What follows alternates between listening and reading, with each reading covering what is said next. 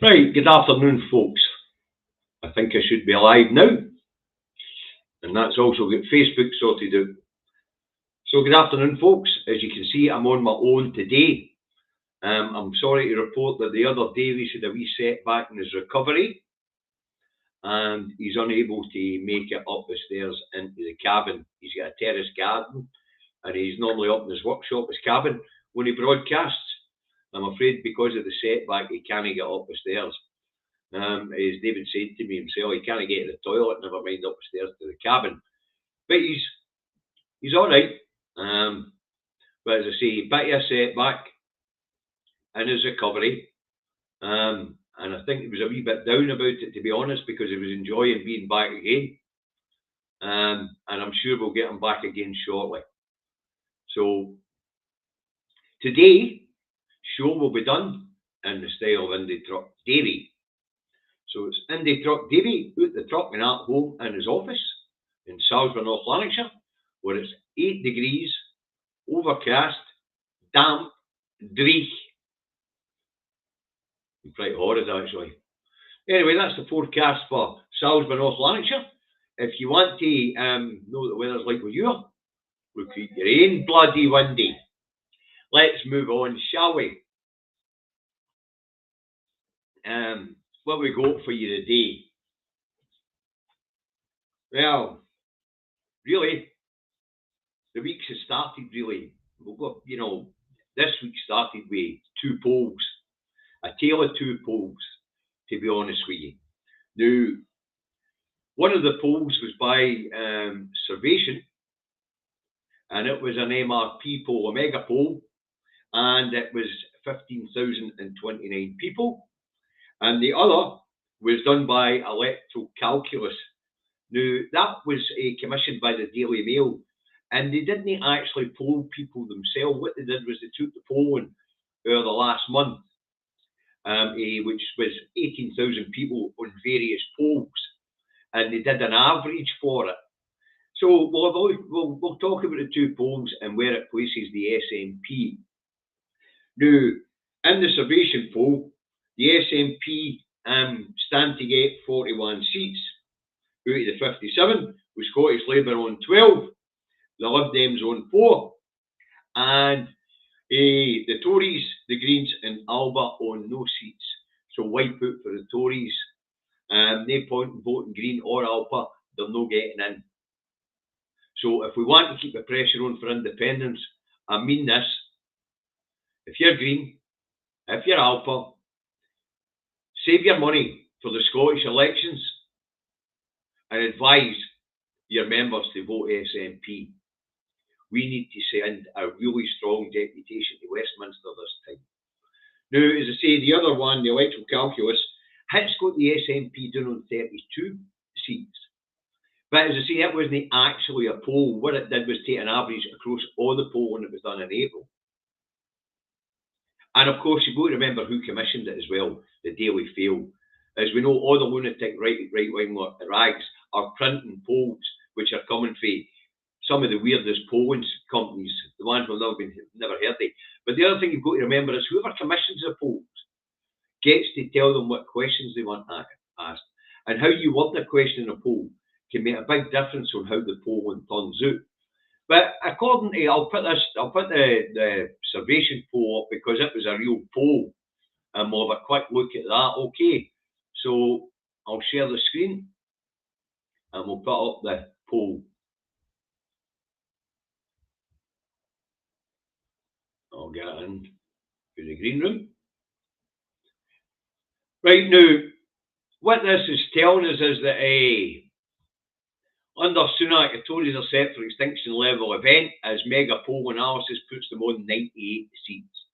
Reform UK surge across the country, coming second with 7 seats. That's on the right wing, of course. The Prime Minister and the Chancellor's seats are at risk, with both only leading by 2.5% in their respective constituencies. Many in the Cabinet predicted to lose their seats, including Cleverly, Morden and Sharp. Conservatives set for wipeout in Wales and Scotland, reducing the party to an England-only party. Reform UK if Reform UK were to stand aside, it would see the amount of seats the Tories get double, apparently. Anyway, the new mega poll of over 15,029 respondents and MRP analysis was carried out by Survation on behalf of Best for British, and went into the field shortly after the Chancellor's budget. The poll and MRP constituency level analysis shows that under Rishi Sunak, the Conservatives are heading for electoral oblivion, on track to return just 98 MPs at the next election. Okay, so let's have a look at what it says. Now, this is supposed to be the vote share that's going to be getting. In the Scotland only section, it shows that the SNP will have 41.1% of the popular vote here in Scotland. But as you can see, with Westminster voting intentions by party, Labour will take 45% of the vote share, the Conservatives 28%, the Lib Dems own 10.4%, Reform UK own 8.5% of the vote share, the Green Party own 4.2% of the vote share, the SNP, this is UK-wide mind, 3.2% of the vote share, Plaid Cymru own 0.7% of the vote share, and other parties own 1.9% of the vote share. Now, how does that translate into seats? Well, let's pull it up. Seat haul by party. Labour 468, Conservatives 98, the SNP 41, Liberal Democrats still the fourth party in the Parliament with only 22 seats, and Plaid Cymru own 2. Looks like the Greens could be facing a wipeout in England as well. Now, how does that show on the electoral map? Well, here's the electoral map for Scotland, which is where we're basically interested in. And as you can see, the map's mainly yellow, except for Orkney and Shetland, which will be held by the Liberal Dems. The Liberal Dems will hold a seat in Edinburgh, and they will hold a seat in Fife. Now, as you can see, with the pointer being up, I was looking at how Naz was going to cope in Dunfermline and Dollar. As you know, I had Naz on for a chat, and it looks like he's going to win. But it looks like there's trouble here in my constituency, so we've got a lot of work to do. Now, Labour's predicted to take 12 seats in Scotland and the Lib Dems 4 in this particular poll. I don't know if Labour will do that well, because Starmer's doing his best to really put a spoke in Anna Sarwar's wheel up here. But anyway, we're going to have problems in Ayr, Cumnock and Ayr, Carrick and Cumnock. And I think that's for Dr. Philippa Whitford, Stone and Doon. Where else? We're going to have trouble in my constituency, Airdrie and Shotts, Glasgow North East, East Kilbride and Straven, and Hamilton and the Clyde Valley. Bathgate and Linlithgow, Cownbeath and Kirkcaldy, Glenrothes and Mid-Fife, and then we come down this side to Berwick and East Lothian. Right, so we know where the battlegrounds are. But we're going to wipe the Tories out, as you can see. The SNP are going to wipe the Tories out. But now we know where the battlegrounds are. This is where we're going to have to concentrate really hard. And in my constituency, especially, I don't want this constituency turning red. So we know where the battlegrounds are going to be in this election, folks. All right, as far as Scotland's concerned. And it is a straight fight between the SNP to wipe out the Tories, but at the same time, we don't want to lose 6 seats to Labour. And we need to send a full delegation down that road. A really strong delegation down that road. So that's the 2 polls. But the one that's made as accurate as polling can be will be the Survation poll. But as we know, the big polling companies, including YouGov, they've all consistently got the SNP on 37 to mid-40s in polling. And the gap between the SNP and Labour is getting wider here in Scotland because of Starmer. You know, so Sarwar's not got his troubles to seek. And we could prevent them by campaigning hard for taking the constituencies' AFAs that they're predicted to take AFAs. So it's time to burn the shoe leather, folks. Campaigning's on, even though we're a long way out for this election. All right. Now, talking about the election, I'm looking for the next day MP stroke candidate to have a chat with. As soon as I find somebody and somebody gets back to me with a clear time and date, I'll announce it to you, because as we get into the election, as you know, I want to talk to more and more of the MPs that are standing again, and I want to talk to the candidates who are standing to replace those who are standing down, to see what they're all about. Okay, right, let's move on. We're still in the Scotland section of the programme. We'll get on to the rest of the UK and wider section of the programme later. But racism rears its ugly head here in Scotland as graffiti is painted in walls around the area where the First Minister lives. That's not on. And this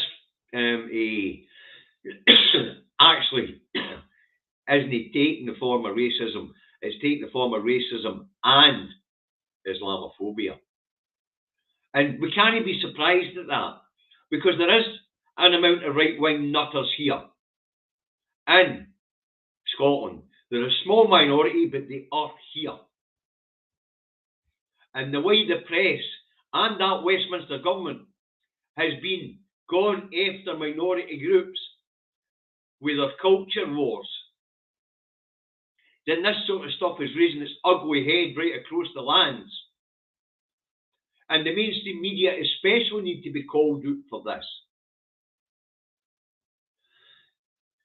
I mean, some of the stuff that's been said about the First Minister of Scotland, because his humanitarian stance on Gaza, and the mainstream media and the right-wing rags have been absolutely appalling, including one outlet, which I won't name, saying that he was the First Minister of Gaza, or should be the First Minister of Gaza. Then we had right-wing nuts up here taking to social media for under the rocks they live under to give it, why doesn't the FM F off to Gaza and take his chances with those he is standing in solidarity with?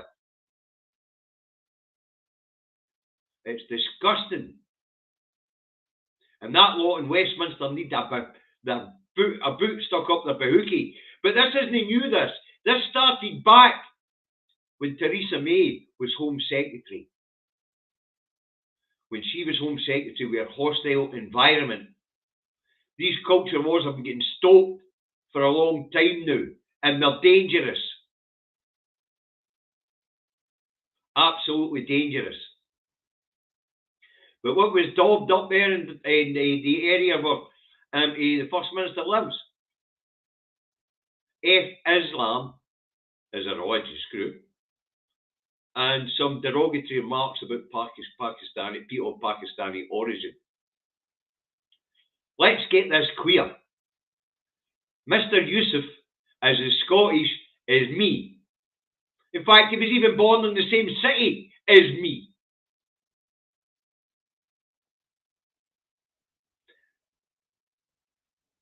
To go after him, race-wise, as a Pakistani, is mental. He's a Glaswegian. He's a Scot. Simple as that. And while we're on the subject, I'd like to congratulate Glasgow City Council on passing a motion to add the Palestinian flag to a list of flags which can be flown above the city chambers. It was a Green SNP motion backed by Labour, which carried the motion to allow the city to fly the Palestinian flag on Palestinian Solidarity Day this year, which will be the 29th of November. Glasgow's got a proud history of standing up to oppressive regimes and standing against apartheid. And I'm very proud of Glasgow. And I hope more cities across Scotland vote to fly the Palestinian flag on Palestinian Solidarity Day. on the 29th of November. Yeah. So I better put this down. As Melanie just reminded me, I forgot to pop back onto the main screen. Thanks, Melanie. Yeah. Now, stop sharing that poll. Now, as I say, well done, Glasgow. And racism rearing its ugly heat here. Well, there's always been a degree of racism. You know, whether it be Irish immigrants or whatever. A lot of it's down to Westminster's policies on immigration, which prevented more diversity into Scotland in the early days before we became members of the EU and freedom of movement. But, as I say, racism rearing its ugly head. I hope they catch the buggers that did it and slap them with a book as hard as they can. All right. I think I've killed that one, but well done, Glasgow. And shame on whoever it is that's thrown racist and religious bigotry towards the First Minister. His religion's irrelevant and his race is Scottish. Mental, these people. Right, let's move on. Ross Greer of the Green Party here in Scotland is concerned that the Scottish and UK government's green ports here in Scotland may delay or scupper an independent Scotland getting into the EU. Now, Ross cites that free ports would see us diverge from the EU as the EU are moving away from the free port model. Now, I don't know if you're aware of this or not, folks, but the EU has 82 free ports. And in 2020, they did a major study into these 82 free ports. And what the major study found was they didn't enhance the economy anywhere. What they did do was set up smugglers' paradises and fund terrorism and aid organised crime. And that's why the EU are moving away from these models. And what they also found was that free ports don't bring in inward investment and they don't create new jobs, as Rishi Sunak is hoping. Rishi Sunak's hoping that these free ports will bring in 10 billion in inward investment and create 75,000 skilled new jobs. Not going to happen, folks. Basically, what happens with these deregulated areas, because that's what they are, companies from elsewhere in these countries who have free ports, according to the EU study, have moved into these free port areas to take advantage of reduced tariffs and things like that from other parts of the economy. So basically, the economy didn't grow. Companies just moved into free ports because they could steal more, avoid taxation, lower worker regulations, lower worker rights. That's what the EU has found has become of the 82 free ports that it has within its borders. So, Ross Greer is concerned that these green ports here in Scotland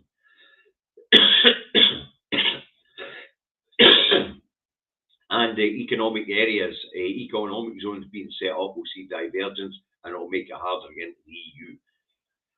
I can assure Ross it won't, because once we were independent, the first thing you do is declare your free ports a failed experiment and get rid of them. We know from past experience that free ports here in the UK have failed and they will continue to fail. So Ross is concerned that it will slow down Scotland getting into the EU. Davies says, nah, it won't. We'll just declare them a failed experiment and implement proper regulations in these industrial areas. Simple as that. Simple as that. So what's interesting is right across the EU, 82 free ports have all turned into dens of criminality. It shows you these things are a bad idea. And what's Rishi Sunak's idea to save the UK economy? Free ports. Why, anyway, nobody's going to set up in a free port in the UK. It's not necessary. There's nobody policing the bloody borders. The UK is already a smuggler's paradise. Go to the supermarket and who's like playing fucking Russian roulette. You're not guaranteed what's in the packets when it says on the packet. Because there's nobody regulating what's coming in. Wow. You see, because of a shower of shite down that road, gone to the supermarket's a game of Russian roulette. There's nobody regulating meats, food products, nothing.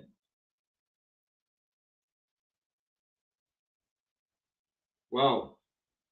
So why would you want to move to a free port where you can smuggle the stuff in anyway? Yeah. Organised crime don't need to set up premises in a free port. And I'll tell you what, when the government doing that road changes, Starmer's not going to have the money to implement the checks either. We don't have the veterinary staff. We don't have the border guards. Living in the UK has become bloody dangerous. For everybody. Scotland, England, Wales and Northern Ireland. Wow. That's good advice, Ali Watson. Buy local food, folks. So you know its source. Because right now, as I say, going to that supermarket is like playing Russian roulette. I warned about food security back in 2016. I did a whole bloody video on it. I told you this was coming. It's here. And now going to the supermarket is a dangerous bloody thing. There's no guarantee what it says in the label is what you're getting. Because let's face it, there's not enough abattoirs or processed food places in the UK anywhere because that was all European workers who were staffing them through free movement of people. So it was. So we're actually shipping stuff out to be processed to come back in. But if I'm sending prime Scotch beef out to be processed, how do I know I'm getting prime Scotch beef back?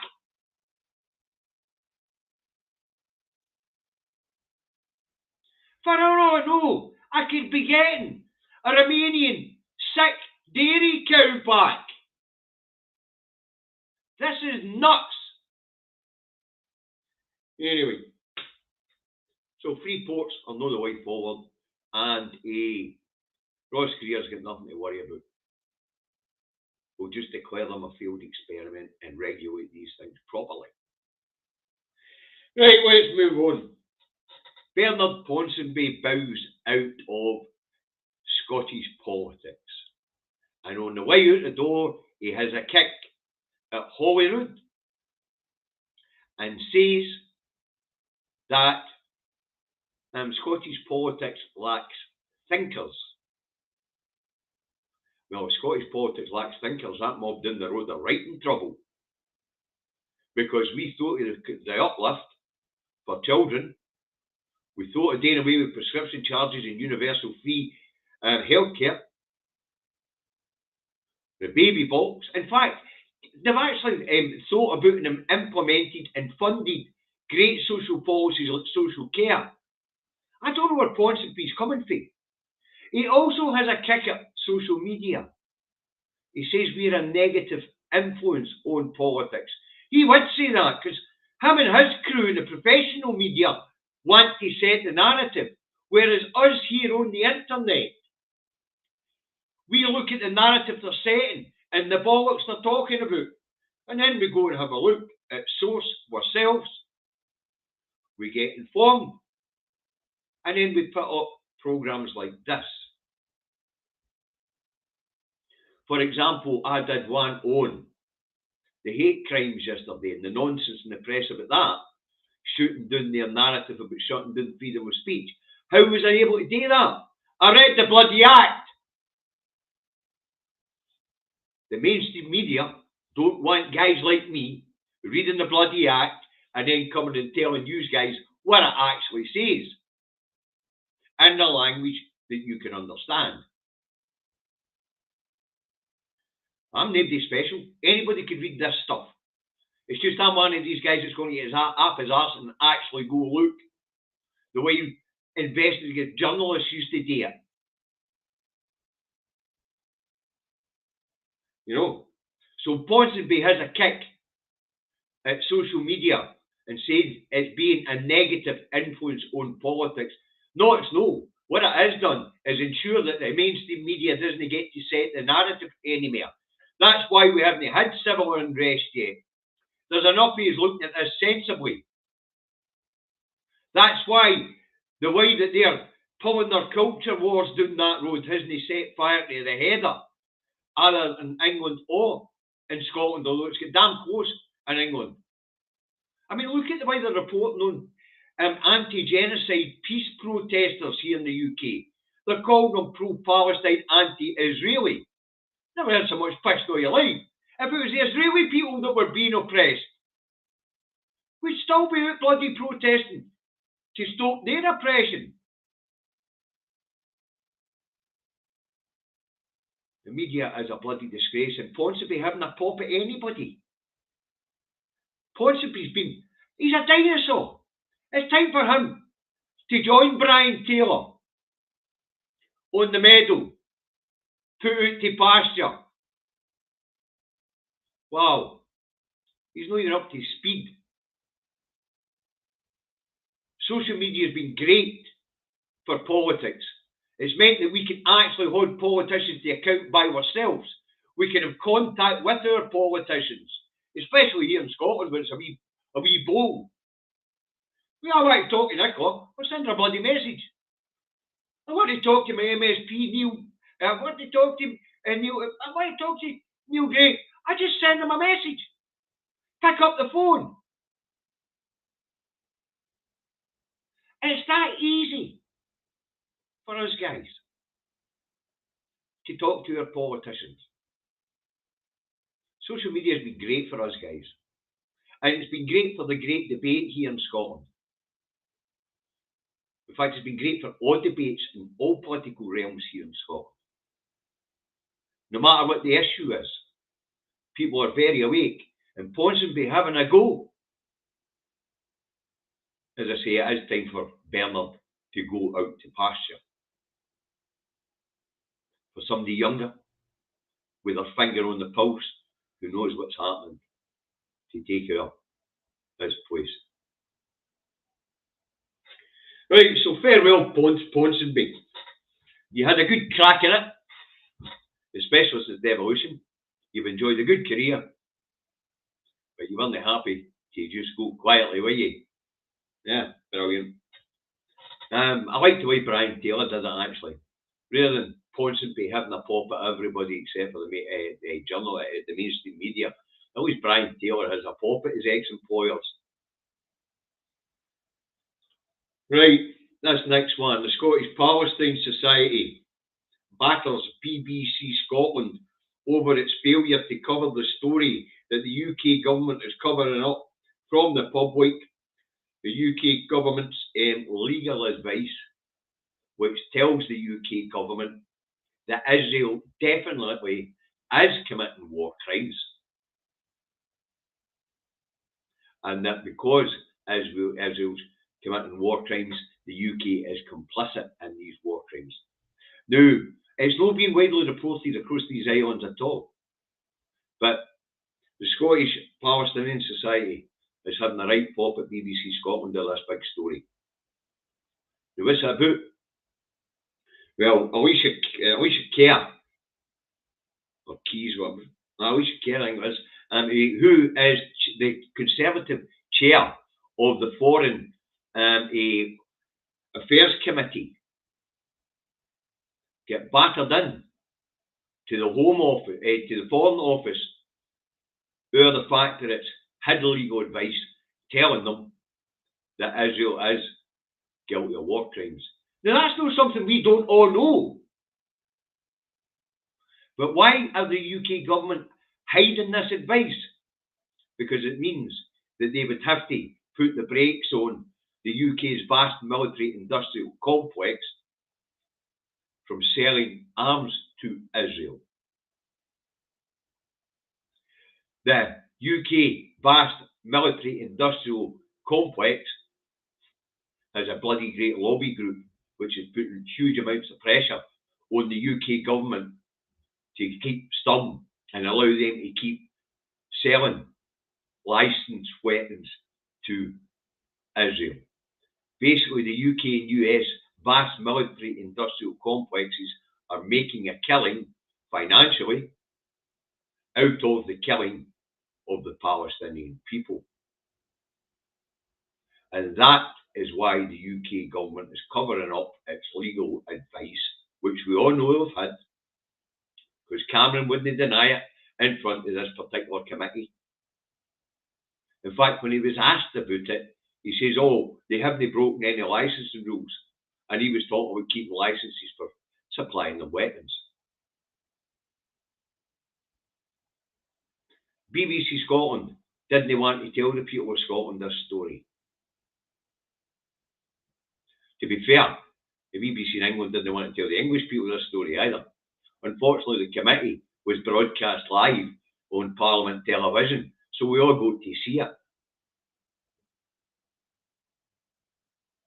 And it's all been clipped and shared on social media, on YouTube. So they know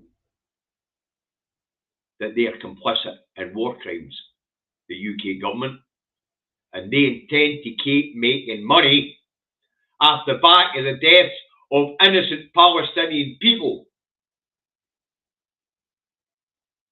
And that's why we have to become independent. We cannot be tied up with these people. We cannot be tied up with these people. And as for the people of England, you need to tear it down. Tear the whole bloody lot down. We'll help you by walking away. But I don't know about you folks. I'm horrified at the fact that I'm complicit in the murder of Palestinian people. Especially as an ex-serviceman. This rips my heart out. And I mean that sincerely. The notion that I'm guilty and complicit in the murder and the genocide that's going on in Palestine because of that shower of shite in Westminster. I'm sorry, folks. I'm sorry. I want nothing to do with them. Nothing. I want my country free of them. And I'm proud of my city, as I say, we're going to fly a Palestinian flag. Make us all guilty. And give a minute to get myself together, folks. Because this one really hurts. This one really hurts. We are all complicit in the killing of these people. Every single one of us. Because of that shower of shite in Westminster. It is painful. Right, get a grip, baby. Get a grip. Right, where are we? Oh, aye. Now, before we move down that road into wider situation, I see that Gordon Ross's retirement didn't last long. You know. And I'm glad. I'm still going to get Gordon. We'll go on and get a chat. I mean, I know it's a big blow to Gordon to host his Facebook audience. And it maybe disheartened him a wee bit. But he's back on YouTube, folks, if you follow Gordon. And I'll have a wee chat with him and talk to him about streaming services, so he can maybe do what I do to maintain my Facebook audience. So I'm still intending to get Gordon on for a chat, but I'm glad that he's decided to try and keep his horn in the game. Not because I always agree with what Gordon's going to say, but because we need as many diverse voices, as many content producers here in Scotland, which is independent of the state broadcast and the state media. We need many diverse voices in the great debate here in Scotland. Many. So I'm glad to see that Gordon Ross has taken to YouTube.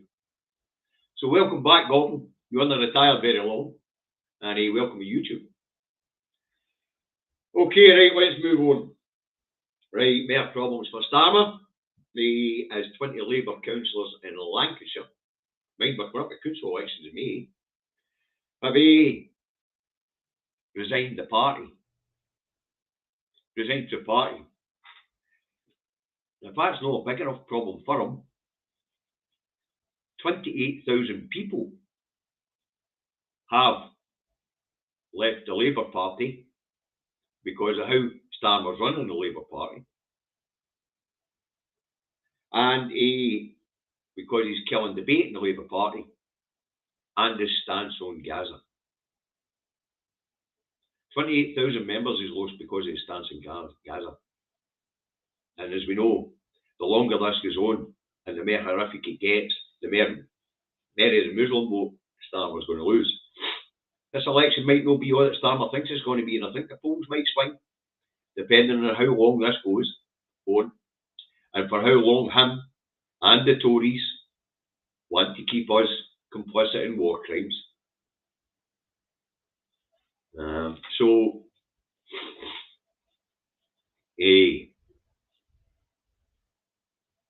Starmer's not got his troubles to seek, even though the polling's in his favour at this point in time. We're still a long way out for an election. A long way out. He could piss a lot more people off before then. You remember, he's already pissing off all the parliamentary Labour parties doing that road. Parliamentary constituency Labour branches doing that road. By telling them who their candidates will be, rather than allowing them to select their own candidates. You know? So, more problems for Starmer. And another problem for Starmer is a stooshy between Angela Rayner, his deputy, and Peter Mandelson, Mandy. Now, what's the stooshy about? Well, you see, Rayner has promised to repeal the anti-strike bill and strengthen workers' and trade unions' rights in the first 100 days of a Starmer administration. Lord Mandelson, Mandy, wants Angie, to work with industry when writing up these new workers' rights. And they work with the bosses, sort of thing, to sort out workers' rights. Angela didn't like that idea. There are 169 viewing on YouTube at the moment and only 83 likes. Come on, folks, hit the like button. Anyway, for your information, YouTube and Facebook, between the two of you, there are 225 people viewing as at the moment. Right, anyway, so Angela doesn't want to work with industry. She doesn't want influence by industry. But Mandy, Lord Mandelson, wants her to slow down, don't be too rash, and work with industry on redesigning workers' rights. So, it's a certainty that there'll be no changes in the first 100 days then. Why do I say that? Well, when it comes to the anti-protest laws and the anti-strike laws, we all heard Starmer on the BBC and in other news outlets. He said he'd let them bed in, and then he'd look at issuing guidance on these things, on how many people would have to be the minimum service level in the effect of public sector strikes. You know, and the trade unions, Starmer's no interested in strengthening the hands of trade unions. Starmer is trying to take the Labour Party away from a model where the trade unions have an influence in the Labour Party. That's why he's turning to big donors. And as we know, the trade unions want less and less to do with this latest incarnation of Labour. Because Starmer has taken the party right of centre. He's not even on the centre ground anymore. It's a right of centre party. That's no me. That's analysis. Tells us that's how far he's moved the Labour Party, just to the right of centre. So, with Starmer being leader and no interested and sorting out workers' rights and sorting out trade union strength and things like that, don't expect it to happen. Rayner's in for a shock. I mean a shock. She'll be put in her place. Starmer's a control freak. And him and Mandy are both Thatcherites to the core. And have said so.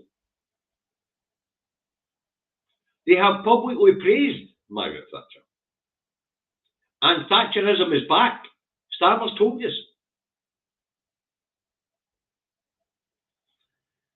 You can't believe it. Anyway, so the Labour Party, although the polling says they're going to walk it, and they probably are because England doesn't have an alternative. What we've got in Scotland here is a chance to wipe out both cheeks of the arse. Labour are only looking at winning 12 seats. We know where the 12 constituencies are. Let's concentrate on winning them. Let's see if we can wipe the Tories out and get Labour almost out. That would give Westminster no influence in Scotland when it comes to Westminster. We've bit more difficult today in the Scottish election, but doable in this election. We've done it before. When we sent the 56 out of 59 down that road, we could do it again. Because Labour sure ain't an alternative for us people. It just isn't. Right, problems for Sunak is a new polling for England and Wales. A new policing bill for England and Wales hits its second reading. The new policing bill, the bit that's annoying Tories is the bit that's going to outlaw rough sleeping or annoying rough sleeping, meaning in shop doors and things like that in people's businesses. Now, this is in the new Crime Act, Police Powers Act going through down the road, policing bill. Now, I can see that the people of England are up in arms about this idea of criminalising the poor. And I also noticed when young Reagan Elite, I hope he's here today, he was talking about this, he didn't seem to be aware of the Vagrancy Act. The Vagrancy Act, the first Vagrancy Act in these islands, applied mainly to England and Wales at the time, was in 1815. And the Vagrancy Act was introduced to stop soldiers who were injured returning to the Napoleonic War and begging on the streets because the king would have abandoned them. No pension for them, no care, no military covenant for them.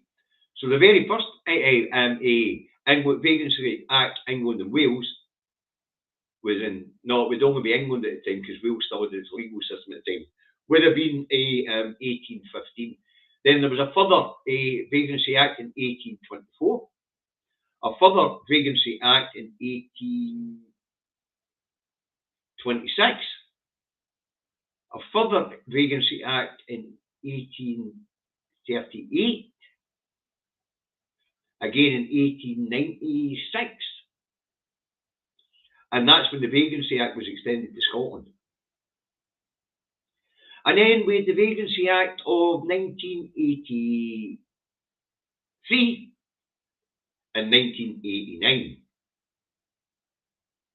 So, and this might come as a shock to people in England and Wales, but last year in England and Wales, 500, I'll get the figure, 573 people were done for rough sleeping under the Vagrancy Act. Either rough sleeping or begging under the Vagrancy Act. So the powers in the new policing bill aren't really necessary. Scott Suella Braverman has grubby horns over it right enough, but she's not very clever, Suella, so she probably wasn't aware of the Vagrancy Act. You know. Now, here in Scotland, I've had a look, and nobody's been charged under the Vagrancy Act forever, as far as I can tell. There have been people who have been begging on the streets and people who have been sleeping rough who have been charged under Public Order Acts, but never under the Vagrancy Act. So, the Vagrancy Act fell into disuse in Scotland a very long time ago, but it's still on the statutes here in Scotland, and it's still very much on the statutes in England and Wales and actively being used to prosecute people. So, even though Suella's got a dirty paws over this one and is going to give police new powers to arrest and convict people for rough sleeping, they could do it anyway. The Vagrancy Act is still in force in England and Wales. It's been amended down through the years, but it's still there. It's still in the statute here in Scotland, but it's been sitting idle for as long as I can tell. I can't find any convictions under the Vagrancy Act here in Scotland. I could in England. That's how I can tell you how many were prosecuted under it in 14 different district courts. There you go. So that's a problem for Sunak because it's caused another rift in his party. Because 40 of his MPs say they're going to vote against the Policing Act, the new Policing Powers Bill, because it's interesting, so it is. But as I say, when I heard this coming up, and all credit to young Reagan Week, I didn't know anything about it. I hadn't spotted it. But when Reagan Week was talking about it, he was getting off his heat, quite rightly so. But I don't think he was aware that actually vagrancy has been against the law in England and Wales since 1815.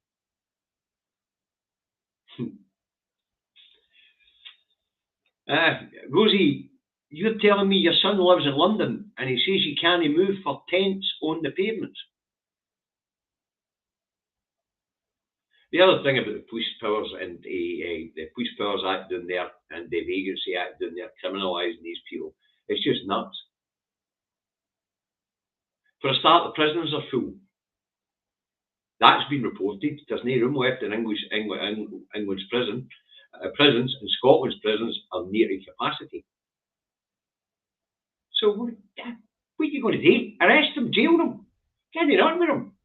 It's a bit like Suella Braverman's useless laws on illegals and illegal entries into the UK. I don't see jails full of people who have come across in small boats. So quite clearly they're not illegal.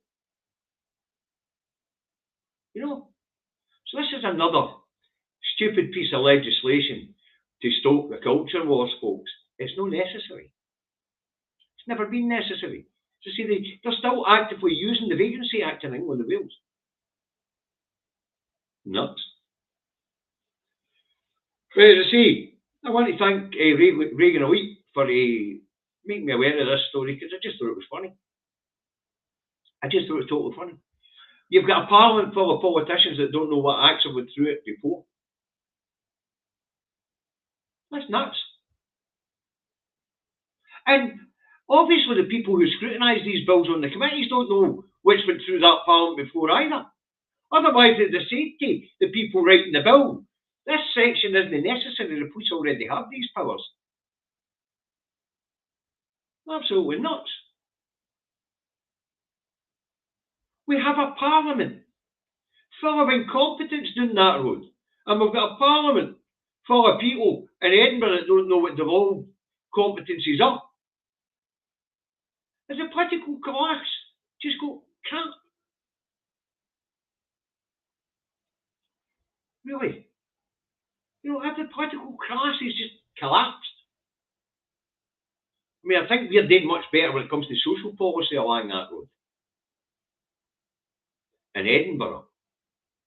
But we've got people like Ross and Sava saying that enough, they know what's devolved. No, they're just trying to muddy the waters.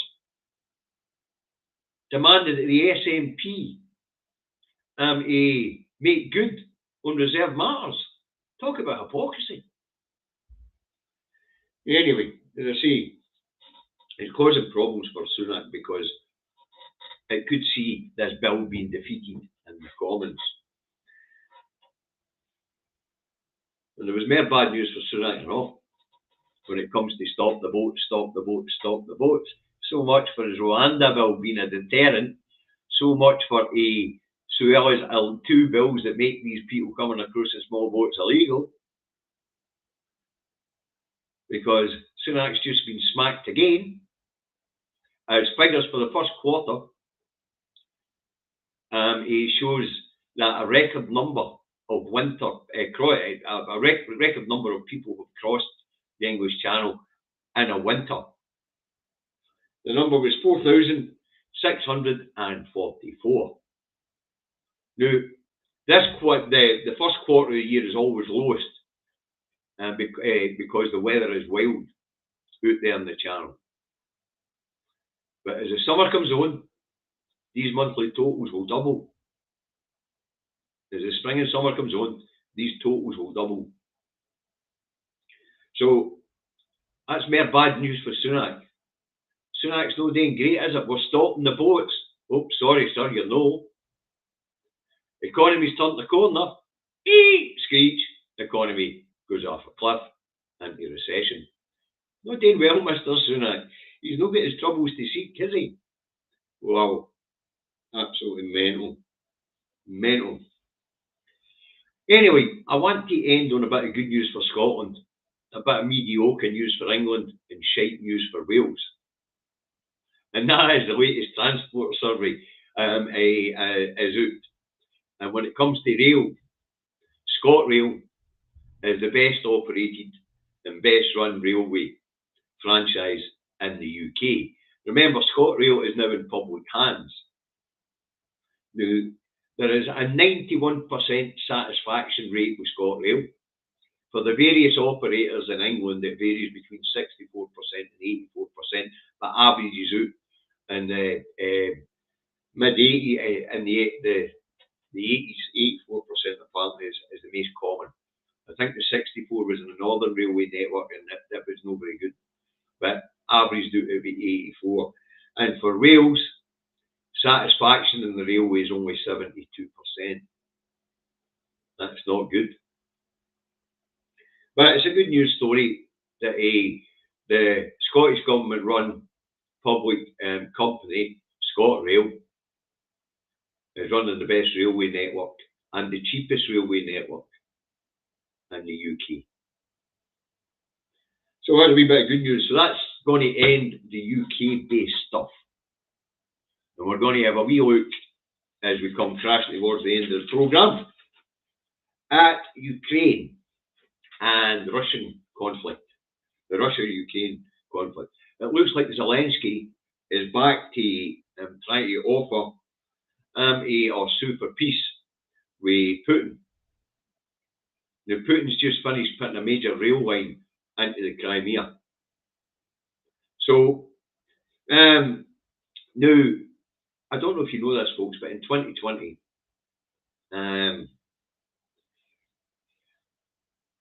Zelensky wanted to offer Putin the occupied territories of Donetsk and of Crimea for a period of time for peace. And then after a period of time, referenda would be held in Donetsk, or the Donbass, sorry, and in Crimea to see if the people there wanted to stay with Russia or rejoin Ukraine. Now, that was Johnson and the US that convinced Zelensky no. But as support wanes, as the world economy jitters and countries are getting poorer, then I think that's where we're at. Will Putin agree? I think he might have agreed in 2020, but I don't think he's going to agree now, especially after an election. And I think Putin's going to push. So not good news for Zelensky. But I think Zelensky knows that Putin's going to push and all. And that's why we're back where we are. Back to 2020. So we'll see how that goes. Now, as Gaza and as for Israel and the slaughter in Gaza, the genocide in Gaza, it looks like Netanyahu is starting to flip his lid as the world changes its attitude towards Netanyahu's regime. And the huge protests at the weekend in Israel as well about the ongoing genocide in Palestine. It would appear the Israeli people are starting to get pissed off and all, as they're seeing their name dragged through the mud in the international community. But what's Netanyahu's answer to that? He's passed a bill to shut down the media. He's passed a bill to shut down foreign media in Israel. Basically, he's turning the lights out on the world so we can't watch what's going on. The guy's definitely flipped his banger. And as he becomes under more and more pressure worldwide to behave himself, he's getting more extreme. He's trying to shut down the media so that we can no longer witness what he and his regime are doing in Gaza. Now that's pretty scary, especially after the United Nations have passed a resolution on a ceasefire. This guy's off his rocker. Now it's aimed firstly at Al Jazeera. Al Jazeera has had access this whole time, and they've been broadcasting inside Israel to outside Israel and from outside Israel in, so that people in Israel can see what's being done in their name, and they ain't pleased. So it looks like Netanyahu's flipped his lid, and I mean that sincerely, as he flouts international law. The UN's calling on, will be calling for embargoes of weapons to Israel, hopefully, and there should be sanctions on Israel at this point in time. You know, so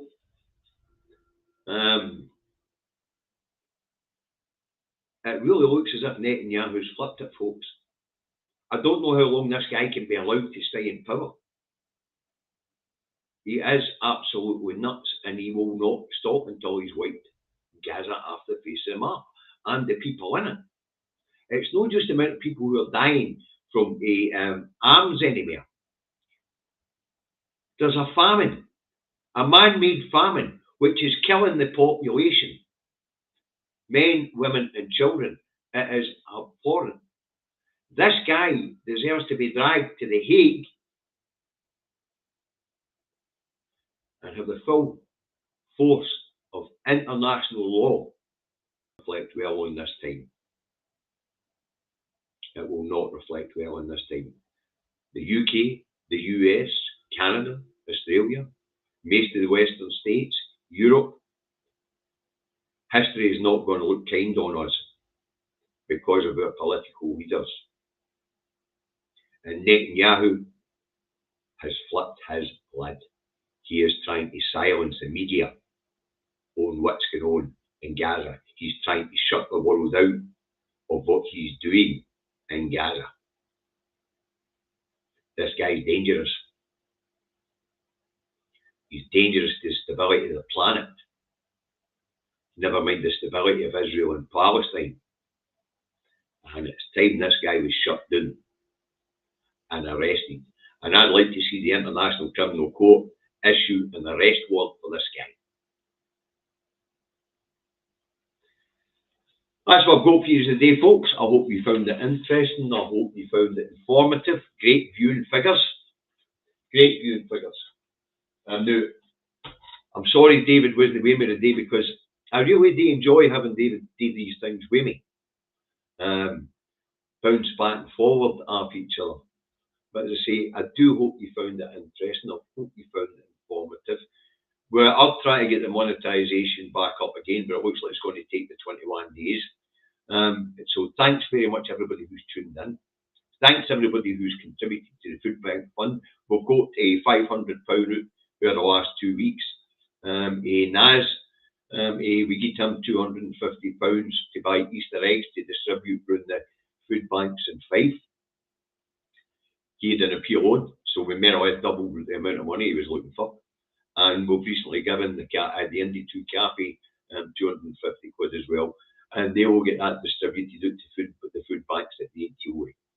So we'll get more out as the week goes on, and obviously as it comes in, folks. And obviously it's not coming in as fast now because we've demonetised for the time being. And we're trying to sort that out. But now remember, folks, hit the like button, hit the share button across your social media platforms. If you haven't subscribed, please subscribe. And I will definitely be back on Thursday at 4 p.m. I'm not quite sure whether David will be with me or not. As I say, he's had a setback in his recovery. But hopefully, once he's seen the experts, he will be getting some good news and he'll be back on the mend. He just needs to slow down a wee bit and get an elevator or a stair lift to get him up to his cabin. Yeah. Anyway, 20th Glasgow marching rally for independence. Thanks, Hashbury Stumbles. To say that's it, folks. Have to go. Madam Director would like to go to the shops, and one Harry Worcester would like to go for a walk. Catch you all later. Look after yourselves. Bye for now.